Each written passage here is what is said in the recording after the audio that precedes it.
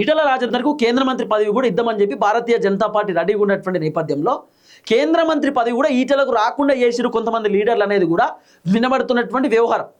ఈటల కోసం సపరేట్గా ఒక పదవి తయారీ కూడా రెడీ ఉంచిరట. ఏమని? ఈటల రాజేందర్ సలహాలు సూచనలు తీసుకోవాలి, సలహా సూచనల కమిటీ. ఈటల రాజేందర్ చైర్మన్ అంటే ఈటల రాజేందర్కు ఆ సలహాలు సూచనలు తీసుకోమని చెప్పి. ఈటల రాజేందర్ చాలా కీలకమైనటువంటి వ్యక్తి కదా. ఆయన బీఆర్ఎస్ పార్టీలో క్రియాశీలక పాత్ర పోషించిండు, కేసీఆర్తో కలిసి పనిచేసిండు.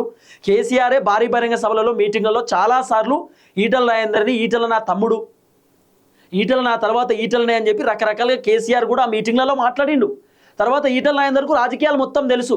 ఏ టైంలో కేసీఆర్ ఎట్లుంటాడు, ఏ టైంలో రేవంత్ రెడ్డి ఎట్లుంటాడు, వీళ్ళ వ్యవహారం ఎట్లుంటుంది, పాలిటిక్స్ ఎట్లుంటాయి, రాజకీయాలను ఎట్లా మార్చాలి, ఎట్లా గెలవాలి, ఏం కథ అనేది ఈటలకు తెలుసు.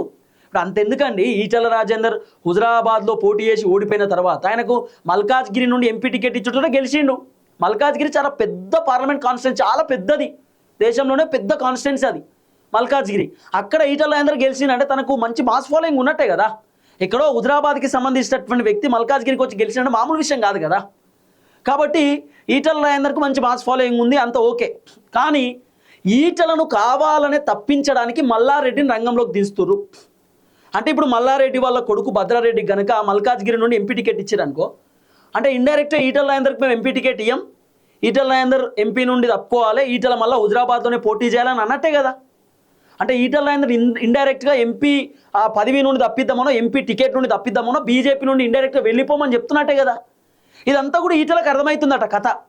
కావాలని నా పైన కుట్ర చేస్తున్నారు, కావాలని నన్ను ఇబ్బంది పెడుతున్నారు అనేది ఈటలకు అర్థమై ఈటల రాజేందర్ కూడా సరే ఉంటే ఉంటా, పోతే పోతా, బీజేపీ పార్టీ కాకపోతే ఇంకోటిది, బీజేపీ పార్టీలో వాళ్ళకి నచ్చకపోతే నేనే వెళ్ళిపోతా, అవసరమని కూడా కొత్త పొలిటికల్ పార్టీ పెడదామనే ఆలోచనలో కూడా ఈటల ఉన్నాడు అనేది వినబడుతున్న వ్యవహారం. కల్వకుంట్ల కవితక్క కూడా ఈటల రాజేందర్తో కొంత టచ్లో ఉందట, మాట్లాడుతుందట. మీరు వస్తే బాగుంటుందన్న, మీరు వస్తే పార్టీ కూడా ఉవ్వెత్తున నడుస్తుంది, మీరు రండి అని చెప్పి ఈటలతో కల్వకుంట్ల కవితక్క కూడా డిస్కస్ చేస్తూ ఉంది, మాట్లాడుతూ ఉంది అనేది కూడా కొంత వినబడుతున్న వ్యవహారం. మల్లన్న కూడా మాట్లాడుతున్నట్టు, తీన్మార్ మల్లన్న. తర్వాత ఈటల రాజేందర్ తోటి ఇంకొంతమంది పార్టీకి సంబంధించిన లీడర్లు కూడా డిస్కస్ చేస్తున్నారట. మరి ఇవన్నీ నడుస్తున్నాయి. కానీ అంత ఈజీగా ఈటల రాజేందర్ను భారతీయ జనతా పార్టీ దూరం చేసుకుంటుందా, దూరం చేసుకునే అవకాశాలు ఉంటాయా అనేది ఒక క్వశ్చన్ మార్క్.